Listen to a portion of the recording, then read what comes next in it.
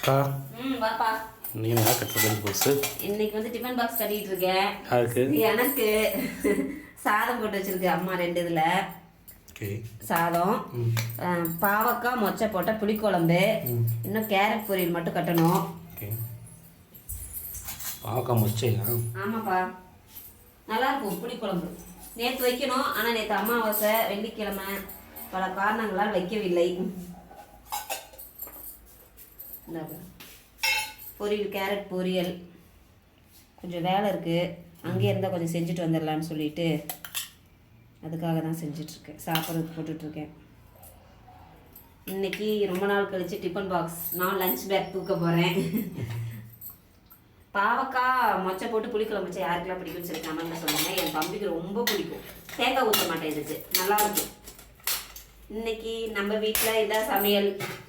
யாரெல்லாம் என்ன சமைச்சிங்கன்னு சொல்லி கமெண்ட்டில் சொல்லுங்கள். பிடிச்சிருந்தா லைக் பண்ணுங்கள், ஷேர் பண்ணுங்கள். பாய்.